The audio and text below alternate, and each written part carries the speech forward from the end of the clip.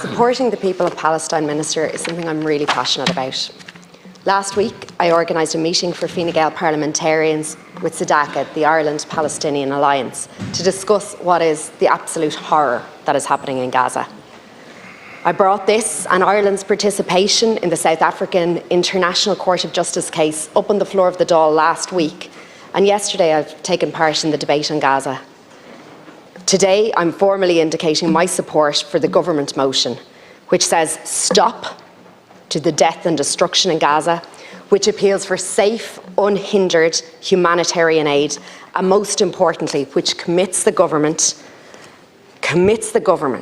to responding and supporting the ICJ's preliminary response.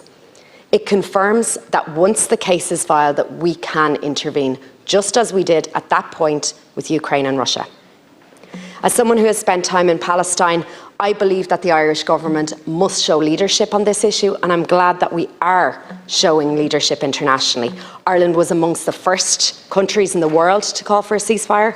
We're already in a court case holding Israel to account, and our Attorney General will travel next month to The Hague to give evidence.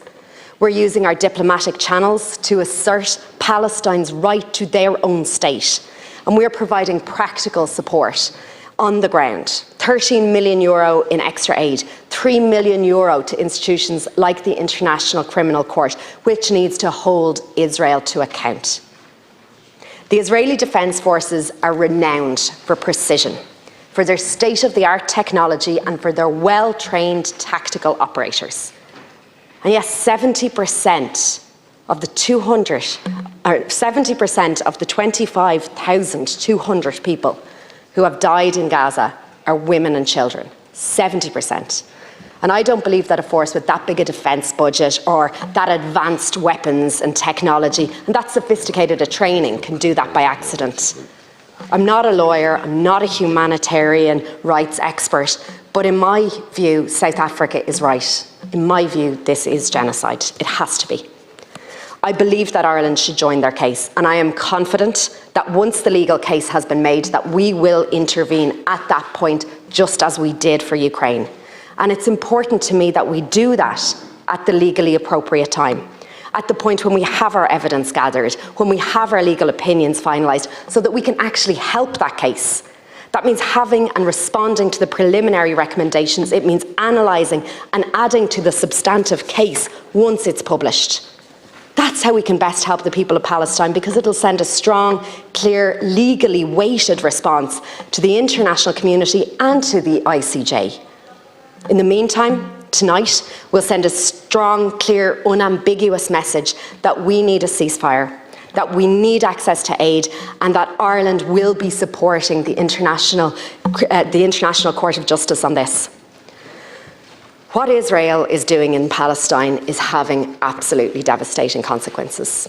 Entire families are being wiped out, communities are being ravaged, schools and hospitals are being knocked to the ground.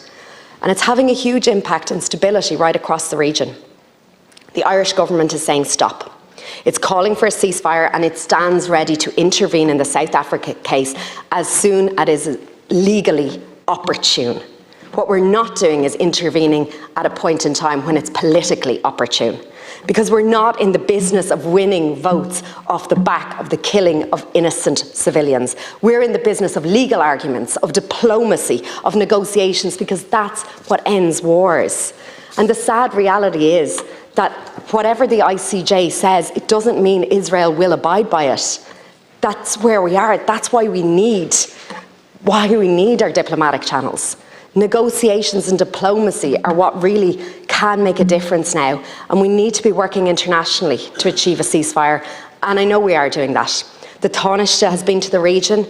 He's continued to support the people of Palestine at EU and UN level, because that's what achieves practical progress.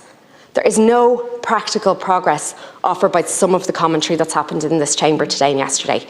Opposition tearing strips off government for saying end the war instead of ceasefire. Like, that is just not helpful. All that's doing is creating division at a time when we need unity, when we need cross-party unity, a cross-party statement to go out to the world. Right now, we need to be talking to the international community not playing to the national public gallery. And as the battle for votes and for public opinion happens here in Palestine, people continue to die. Gaza is being blown to bits. Palestinians in the West Bank are being killed, and we're starting to see instability seep right across the Middle East. We can't allow tensions to escalate.